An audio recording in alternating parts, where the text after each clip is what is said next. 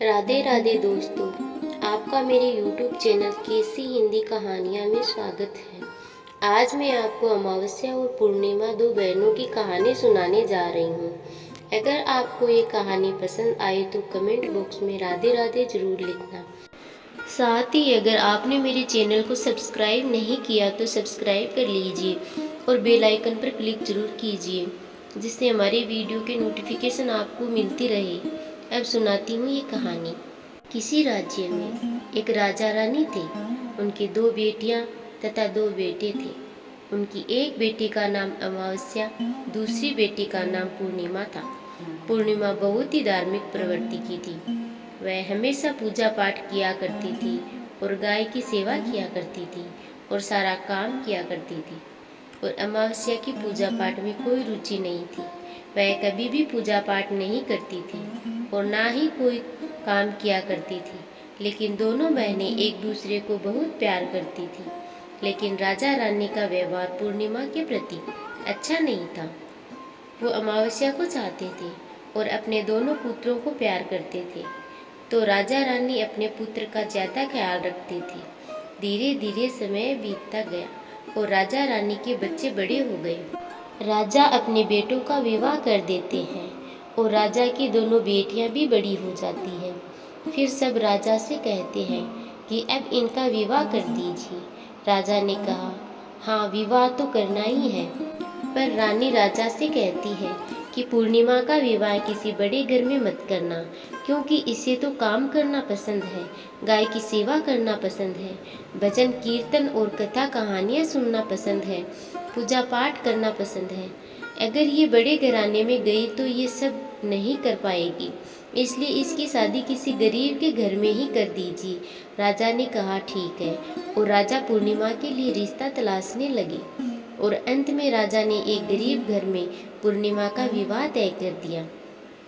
तब रानी ने कहा, महाराज अमावस्या भी तो विवाह के योग्य है, इसके लिए भी वर देखिए और दोनों बहनों का विवाह साथ साथ कर दीजिए। राजा ने उसी गांव के राजा के बेटे के साथ अमावस्या का विवाह तय कर दिया। राजा ने रानी को बताया तो वह बहुत खुश हुई और मन में सोचने लगी, अब देखते हैं कि पूर्णिमा गरीब के घर कैसे रहती है, बहुत पूजा पाठ करती है, देखते हैं इसके भगवान इसकी क्या मदद करते हैं। फिर समय आने पर राजा ने अपनी दोनों बेटियों का विवाह कर दिया। अमावस्या को बहुत धन दौलत दी, लेकिन पूर्णिमा को कुछ भी नहीं दिया। पूर्णिमा के भाई भाभियाँ उसे बहुत प्यार करते थे, क्योंकि वो अपनी भाभीयों का काम में हाथ बटाती थी, लेकिन अमावस्या उन पर रोक जमाती थी। फिर अमावस्या और पूर्णिमा दोनों अपने अपने ससुराल चली गई। एक बार की बात है, अमावस्या ने अपने घर पर शिव चर्चा रखी, जिसमें उसने पूरे गांव वालों को अपने घर पर बुलाया, लेकिन पूर्णिमा को नहीं बुलाया। पूर्णिमा अपने दरवाजे पर बैठी थी तो गांव की औरतों ने कहा कि तुम्हारी बहन के घर शिव चर्चा है, तुम नहीं जाओगी? तब पूर्णिमा ने कहा, नहीं मैं नहीं जा रही, क्योंकि मेरी बहन ने मुझे नहीं बुलाया, तो मैं कैसे जा सकती हूँ। तब गांव की औरतों ने कहा कि नहीं बुलाए तो क्या हुआ, पूजा पाठ है, तुम चलो हमारे साथ। गांव की औरतों की बात मानकर पूर्णिमा शिव चर्चा में चली गई। जब अमावस्या ने पूर्णिमा को देखा तो वो गुस्से से बोली कि जब मैंने तुम्हें नहीं बुलाया तो तुम मेरे घर क्यों चली आई? अब आ ही गई हो तो चुपचाप एक जगह बैठी रहना, इधर उधर मत घूमना। उसने पूर्णिमा की गरीबी का बहुत मजाक उड़ाया। पूर्णिमा की आंखों से आंसू बहने लगे और वह भगवान शिव से प्रार्थना करने लगी, हे भगवान, मुझ पर आप कब कृपा करेंगे? आखिर मेरा कसूर ही क्या है?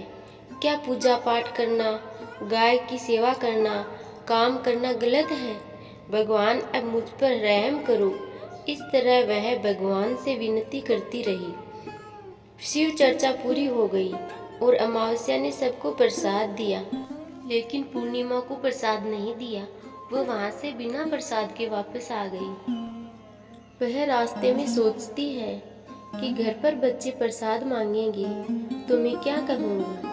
फिर उसके मन में विचार आया कि क्यों ना अपने भाई भाभी से मिलकर आऊं। फिर वह अपने मायके जाने के लिए निकल गई। चलते चलते उसे एक तुलसी का पेड़ मिला।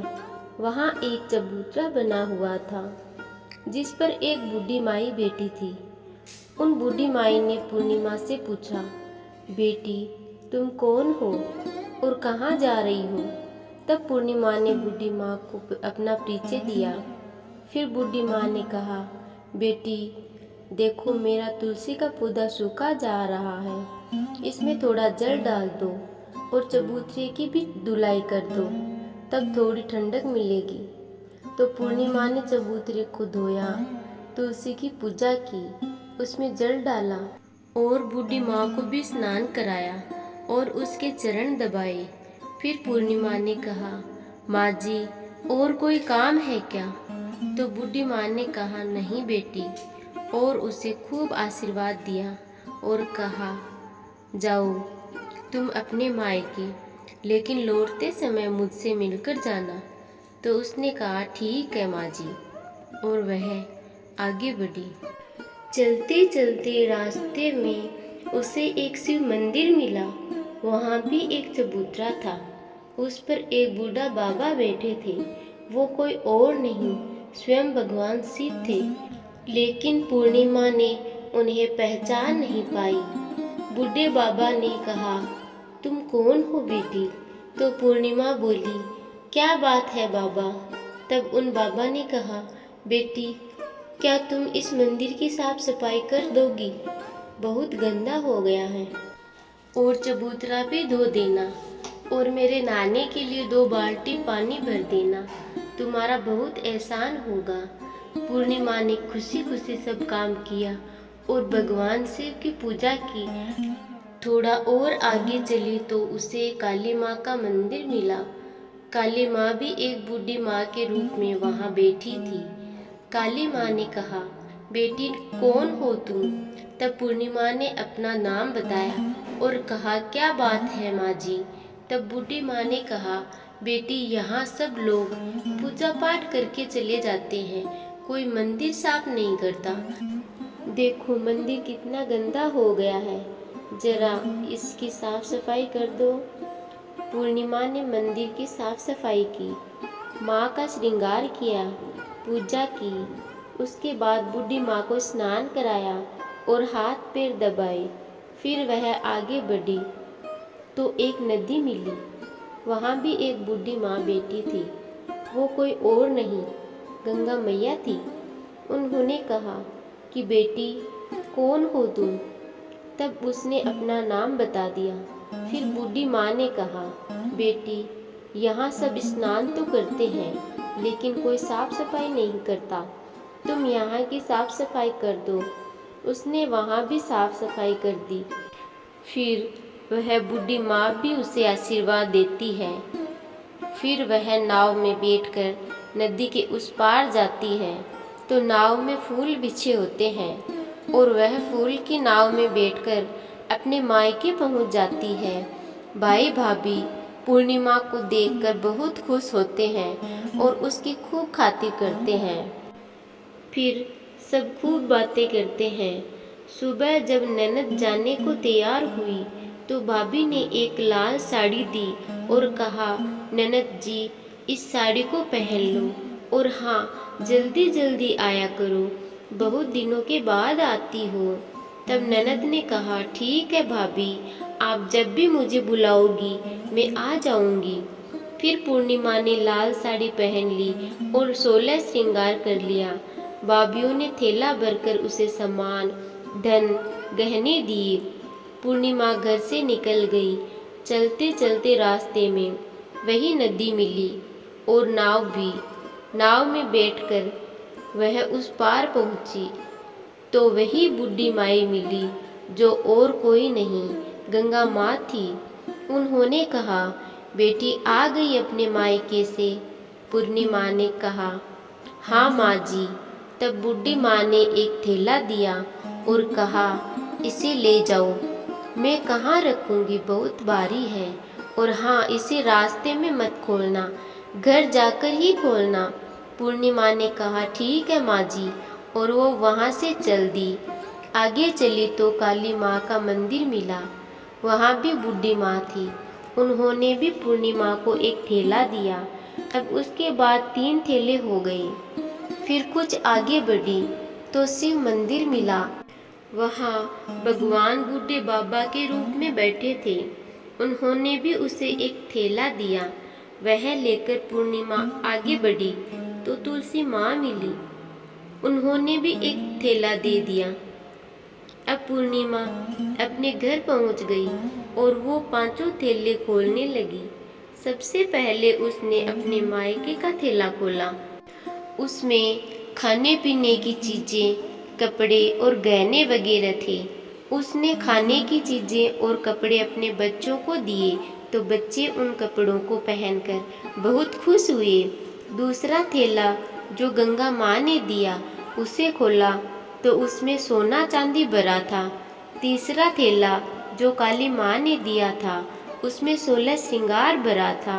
चौथा थैला जो भगवान शिव का था उसमें सब खुशियाँ थी, धन संपत्ति सब कुछ था। 5वां थैला तुलसी माँ का, उसे खोला तो उसमें चावल गेहूँ सब भरा था।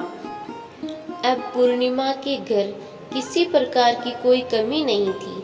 धन संपत्ति अन्न धन भंडार से उसका घर भर गया। पूर्णिमा खुशी खुशी रहने लगी। एक दिन पूर्णिमा ने सोचा क्यों न मैं शिव चर्चा करवाऊं। फिर पूर्णिमा ने शिव चर्चा रखी तो सबको बुलाया। वह अपनी बहन के घर भी गई बुलावा देने। जब अमावस्या अपनी बहन के घर शिव चर्चा में आई तो उसने घर में धन दौलत देखकर आश्चर्यचकित रह गई। फिर अमावस्या ने पूछा कि तुम्हारे घर में इतना धन दौलत कैसे हो गया। तब पूर्णिमा ने कहा, देखो बहन, तुमने शिव चर्चा रखी, तुमने मुझे नहीं बुलाया। फिर मैं बिना बुलाए तुम्हारे घर गई, लेकिन तुमने मुझे प्रसाद भी नहीं दिया। फिर तुम्हारे घर से आने के बाद मायके चली गई। फिर सब बात उसने अमावस्या को बता दी। अमावस्या ने कहा कि मैं भी जाऊंगी मायके, तुम भी मुझे डांटो और प्रसाद भी मत देना। लेकिन पूर्णिमा ने कहा, भगवान का प्रसाद है, मैं तो सबको दूंगी। लेकिन अमावस्या ने प्रसाद नहीं लिया और अपने घर जाकर बच्चों से कहकर अपने मायके चल दी। चलते चलते तुलसी माँ मिली। उन्होंने कहा, बेटी ये चबूतरा धो दो और तुलसी में पानी डाल दो। तो अमावस्या कहती है, ए बुढ़िया, मैंने इतनी महंगी साड़ी पहन रखी है, ये गंदी हो जाएगी, मैं कुछ नहीं करूँगी। आगे चलकर भगवान शिव जी मिले तो उनसे भी उसने ऐसे ही कह दिया। उससे आगे काली माँ मिली तो उनसे भी उसने यही कह दिया। फिर गंगा मैया मिली तो उनसे भी ऐसे ही कह दिया। फिर वह नाव में बैठी तो नाव में कांटे थे जो उसके पैरों में चुभ गए। फिर वह अपने मायके पहुंच गई। जब उनकी भाभीयों ने देखा तो कहा, ये कहाँ से आ गई। अरे पूर्णिमा के पास तो कुछ नहीं था, इसलिए उसे सब कुछ दिया, लेकिन ये यहाँ क्यों आई है। कोई बात नहीं, अब आ ही गई है तो बैठो, ये तो कुछ काम करवाएगी नहीं। बेचारी पूर्णिमा तो सारा काम करवाती है। अमावस्या खाना खाकर सो गई। सुबह हुई तो अमावस्या ने कहा, भाभी हम जा रहे हैं। तो भाभी ने कहा, ठीक है। तब अमावस्या ने कहा, भाभी पूर्णिमा को तो आपने थैला दिया, मुझे कुछ नहीं। तो भाभी ने कहा, जाओ तुम्हारे घर थैला पहुंच जाएगा। फिर अमावस्या चल दी तो गंगा मैया मिली। गंगा माँ ने कहा, आ गई बेटी। तो उसने कहा, आप तो पूर्णिमा को थैला दिया, मुझे कुछ नहीं दोगी। तो गंगा मैया ने कहा, ठीक है, जाओ बेटी, हम घर भिजवा देंगे। ऐसे ही काली माँ, भगवान शिव जी और तुलसी माता ने भी कह दिया। जब वो घर पहुंची तो उसके आंगन में 5 थैले रखे थे। जब अमावस्या 5 थैले खोलती है तो किसी में मिट्टी, किसी में ईंट पत्थर, किसी में सांप बिच्छू थे। उसने अपना माथा टेक लिया और कहा, हे भगवान, हमें मायके में भी कुछ नहीं मिला और इधर भी कुछ नहीं मिला। फिर अमावस्या दौड़कर पूर्णिमा के पास जाती है और कहती है, तुझे इतना सामान मिला, मुझे कुछ भी नहीं। तब पूर्णिमा ने कहा, मैं मायके जाती हूँ तो भाभीयों के साथ काम करवाती हूँ, और तुमने तो भाभी की कभी भी मदद नहीं की, तो भाभी तुमको क्या देती। गंगा माँ को तुमने ठुकरा दिया, शिवजी, काली माँ, तुलसी माँ, सबको तुमने ठुकरा दिया, इसलिए भगवान ने तुम्हें कुछ नहीं दिया। तब अमावस्या कहती है, बहन मुझे माफ़ कर दो, मैंने सदा तुम पर अत्याचार किया, लेकिन इसमें मेरा कोई कसूर नहीं था। मुझे भी बताओ, अब ये मुझे नहीं मिला, लेकिन मैं भक्ति करके सब प्राप्त कर लूँगी। तब पूर्णिमा ने कहा कि बहन देखो, 3 सूत्र का ज्ञान ले लो। पहला सूत्र में दया मांगना, दूसरे सूत्र में चर्चा करना, और तीसरे सूत्र में 108 बार ओम नमः शिवाय का जाप करना। बहन, भगवान ने जो 3 सूत्र दिए हैं, इनको अपने हृदय में बसा लेना। मैंने सच्चे मन से भगवान की पूजा पाठ की, इसलिए मेरे पास सब कुछ नहीं था, फिर भी भगवान ने मुझे सब कुछ दिया, और तुम्हारे पास जो सब कुछ था वो भी खत्म हो गया। इसके बाद अमावस्या अपने घर गई और भगवान की पूजा पाठ करने लगी, और भगवान शिव से माफ़ी मांगने लगी, और गौ सेवा करने लगी, और दूसरों की मदद करने लगी। तो अमावस्या को भी भगवान शिव ने माफ़ कर दिया और उसको उसका धन वापस दे दिया। अगर आपको ये वीडियो पसंद आया हो तो कमेंट बॉक्स में कमेंट करके ज़रूर बताना। साथ ही मेरे वीडियो को ज़्यादा से ज़्यादा शेयर करना। धन्यवाद।